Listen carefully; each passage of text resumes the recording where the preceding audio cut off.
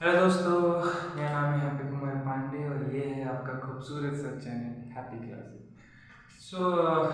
Already हमने series के and में 2 लेक्चर कंप्लीट कर चुके हैं। आज हमारा बीएससी फर्स्ट ईयर का फर्स्ट सेमेस्टर का थर्ड लेक्चर होने जा रहा है, जिसके अंदर हम पढ़ेंगे कंजर्वेशन थ्योरम। साथ साथ हम देखेंगे कंजर्वेशन ऑफ लीनियर मोमेंटम क्या होता है। इसके साथ साथ हम देखेंगे कंजर्वेशन ऑफ एंगुलर मोमेंटम क्या होता है। ऑलरेडी इस सीरीज के अंत तक हमने न्यूटन्स लॉ पढ़ लिया है, मैकेनिक्स क्या होता है, और साथ साथ हमने मैकेनिक्स के पार्ट्स पढ़े, डिस्प्लेसमेंट पढ़े, एक्सेलरेशन पढ़े, वेलोसिटी पढ़े और फ्रेम ऑफ रेफरेंस पढ़ा। तो जिन बच्चों ने ये वीडियो नहीं देखी वो प्लेलिस्ट में जाके इस वीडियो को दोबारा वॉच कर सकते हैं और अपने सारे कॉन्सेप्ट को दूर कर सकते हैं। ठीक है, तो आज हम पढ़ने वाले हैं कंजर्वेशन थ्योरम, और इसके साथ साथ आज हम पढ़ेंगे कंजर्वेशन ऑफ लीनियर मोमेंटम। ठीक है, ये होता क्या है पहले समझते हैं। डेफिनेशन से हमें क्या कह रहा है, when system is isolated that's mean no external force is acting on it, the system of internal force cancel out में लीनियर मोमेंटम इज कहता क्या है, ध्यान समझते हैं। ठीक है, जब हमारा सिस्टम क्या होगा, आइसोलेटेड होगा। आइसोलेटेड का मतलब क्या होता है, आइसोलेटेड का मतलब होता है एक क्लोज, कहते हैं ना क्लोज सर्कल बोलते हैं, स्क्वायर बोल दो, जिसके अंदर ना ही कोई फोर्स काम करे, है ना।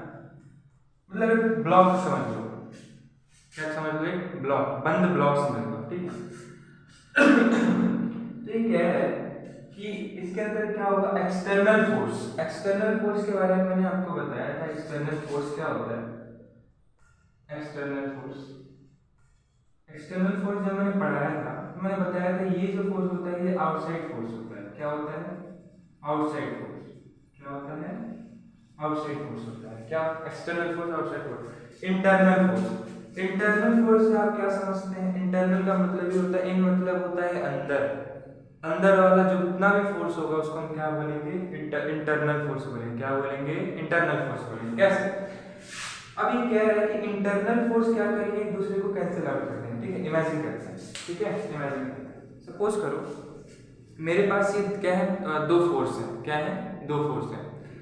ये है 1 और ये है 2, या इसको 1A मान लो या इसको B मान लो। मान लिया, सपोज करो A के पास भी उतनी कैपेसिटी है और B के पास भी हमारी कितनी कैपेसिटी है, सेम कैपेसिटी है।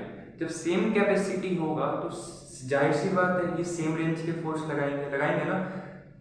ऐसे ऐसे एक कहेगा मैं तुझे जीतने नहीं दूंगा, बी कहेगा मैं तुझे जीतने नहीं दूंगा, दोनों क्या करेंगे, एक दूसरे पे सेम फोर्स लगाएंगे। और जब सेम फोर्स लगाएंगे तो वैल्यू क्या हो जाएगी, जीरो हो जाएगी। क्योंकि फोर्स का मतलब होता है कि कुछ कोई काम करे, है ना, काम करे उसको फोर्स बोलते हैं। लेकिन यहाँ पे तो वह कुछ काम कर ही नहीं रहा, ये भी सेम रेंज की फोर्स लगा रहा है और ये भी सेम रेंज की फोर्स लगा रहा है, तो वैल्यू क्या हो जाएगी, हमारी वैल्यू हो जाएगी जीरो। तो यही डेफिनेशन के हिसाब से उसने बोला है कि इंटरनल जो फोर्स होगा उसमें दो रेंज की फोर्स होगी, एक होगा F12 और एक होगा F21, जो क्या करेंगे, एक दूसरे पे फोर्स लगाएंगे। कैसी फोर्स लगाएंगे, सेम रेंज की फोर्स लगाएंगे, सेम पावरफुल के साथ फोर्स लगाएंगे। ठीक है, तो वैल्यू क्या आ जाएगी, जब सेम पावरफुल के साथ फोर्स लगाएंगे तो इंटरनल फोर्स जो होगा हमारा, इंटरनल फोर्स, फोर्स हमारा क्या हो जाएगा, जीरो हो जाएगा। नहीं समझ में आया, आया नहीं समझ में आया। ठीक, एक वैसे एग्जांपल देता हूँ, आई थिंक आपको इससे क्लियर हो जाए।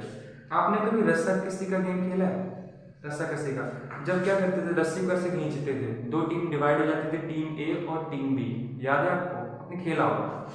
तो टीम ए और बी दो टीम डिवाइड हो जाती थी, है ना। तो क्या करते थे कि उसमें आसपास जैसे कि 6-6 मेंबर की टीम बन जाए, 11-11 मेंबर्स की टीम बन जाती थी। तो उसमें जीतता कौन था, जीतता वो था जो सबसे ज्यादा फोर्स लगाता था। क्या करता था, सबसे ज्यादा फोर्स लगाता था। अब फॉर द सॉइक मान लो कि मैंने क्या किया, ये रस्सी है, वही सेम रस्सी है, ये इसका मिड पॉइंट है, ये टीम 1 ए और टीम बी। ठीक है, इसके रूल्स तो पता ही होंगे आपको। अगर ये मिड पॉइंट से अगर ये रस्सी आगे की ओर चली जाएगी तो ये क्या होगा, टीम बी जीत जाएगा, ये इसके आगे जाएगा तो टीम बी जीत जाएगा, है ना। मुझे एक चीज बताओ, फॉर श्योर सिर्फ मानना है, एज्यूम करना है। ठीक है, अगर टीम ए और टीम बी दोनों के पास मैं सेम प्लेयर दे दूं, सेम कैपेसिटी के, क्या कर दूं, सेम कैपेसिटी के सेम प्लेट दे दूं जो सेम रेंज की फोर्स लगाए, तो क्या टीम ए इस मिड पॉइंट से आगे जाएगी, नहीं जाएगी। क्या टीम ए इस मिड पॉइंट से आगे जाएगी, नहीं जाएगी। दो, क्योंकि दोनों के पास जो फोर्स है वो क्या है, सेम। आई होप आपको इंटरनल फोर्स का मतलब समझ में आ गया। हमने बड़ा बहुत अच्छे से एग्जाम्पल को समझा और आपको समझ में आ गया होगा, ठीक है ना। अब बात करते हैं, अगर जिसको ये डेफिनेशन लिखनी है वो लिख सकता है, ठीक है। इसके बाद हम बात करेंगे कि कंजर्वेशन ऑफ लीनियर मोमेंटम क्या होता है। जिसको नोट डाउन करना है नोट डाउन कर सकते हैं।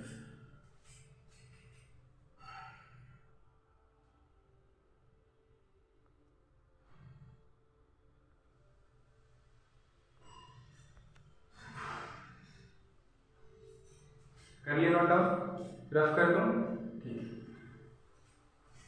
पहले लेक्चर में हमने ऑलरेडी लीनियर मोमेंटम को समझ रखा है।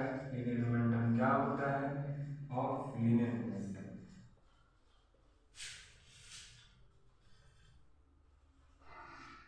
ठीक है। लीनियर मोमेंटम क्या होता है, लीनियर मोमेंटम होता है p इक्वल टू mv, होता है कि नहीं होता है।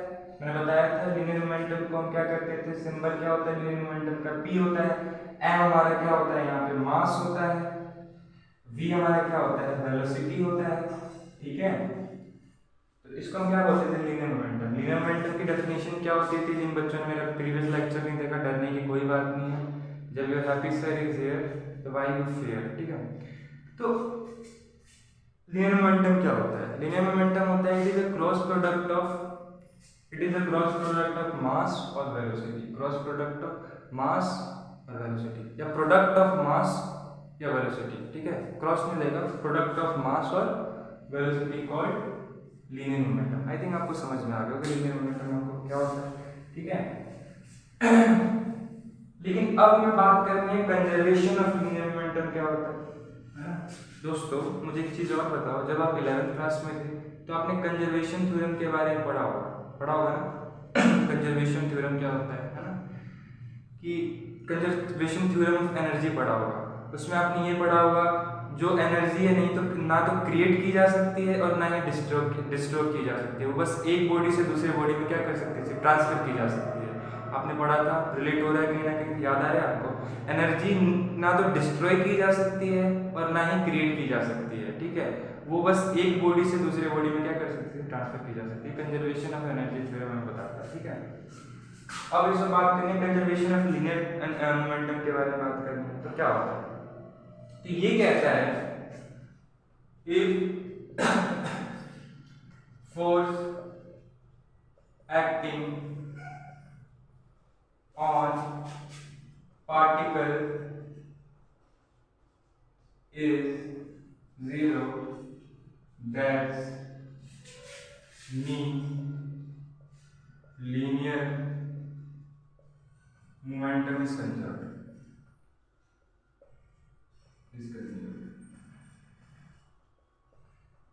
मतलब अगर कोई भी फोर्स की जो वैल्यू है वो जीरो हो जाए तो लीनियर मोमेंटम हमारा क्या हो जाएगा, कंजर्व हो जाएगा। मतलब अगर हमने फोर्स की वैल्यू को जीरो कर दिया तो हमारा लीनियर मोमेंटम क्या होगा, हमारा प्रूफ हो जाएगा। तो मुझे एक और चीज़ बताओ, जब मैंने न्यूटन्स का लॉ पढ़ाया था या आप लोगों ने कहीं से पढ़ा था, तो सेकंड लॉ क्या कहता था, सेकंड लॉ क्या कहता था, याद करने की कोशिश करो। सेकंड लॉ में ये कहता था ना, F बराबर m कहता था, याद आता है। If external force is directly proportional to change in linear momentum, है ना, if external force is applied directly proportional to change in linear momentum, है ना, ये कहता था हमारा में। और इसको हम ऐसे भी लिखते थे, dp by dt लिखते थे कि नहीं लिखते थे, याद हो रहा है, ठीक है। हम इसकी जगह यही यूज करेंगे, ठीक है। क्यों यूज करेंगे बता दिए, क्योंकि हम लीनियर मोमेंटम की बात कर रहे हैं और लीनियर मोमेंटम को हम किससे डिनोट करते हैं, dp by dt, क्योंकि यहाँ पर हमारा क्या है, लीनियर मोमेंटम। और हमने टाइम t के रिस्पेक्ट में इसका डेरिवेटिव किया, t के रिस्पेक्ट में इसका डेरिवेटिव करेंगे तो हमारा ये हो जाएगा dp by dt। तो हमने t के लिख दिया, आपको समझ में आ गया। सपोज करो न्यूटन के सेकंड लॉ से F बराबर क्या हो जाएगा, dp by dt। मैंने बहुत ही बारीकी से इसको पढ़ रखा है, तो dp by dt हो जाएगा, है ना। मुझे एक चीज़ बताओ, अभी हमने कंजर्वेशन थ्योरम पढ़ा, तो कंजर्वेशन थ्योरम में हमने क्या बात की थी? कंजर्वेशन थ्योरम में हमने बात की एक्सटर्नल फोर्स की, और वहाँ पे एक्सटर्नल फोर्स कैसा होता है? जीरो होता है। तो यहाँ पे बताओ, जब ये जो फोर्स है ये एफ एक्सटर्नल हो जाएगा,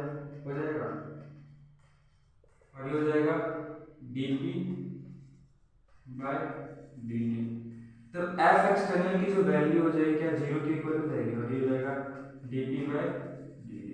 अब मुझे एक चीज़ बताओ, जब इसको कंपेयर करोगे तो ये हमारा क्या आ जाएगा? जब हमारी एफ की वैल्यू ही जीरो हो जाएगी तो हमारा पी क्या हो जाएगा? कंजर्व हो जाएगा, पी हमारा क्या है? Stand for linear momentum.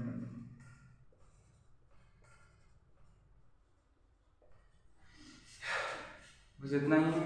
I hope आपको ये वीडियो अच्छी लगी हो। इसके नेक्स्ट लेक्चर में हम कंजर्वेशन ऑफ एंगुलर मोमेंटम के बारे में पढ़ेंगे। तो तक पढ़ते रहे। All the very best.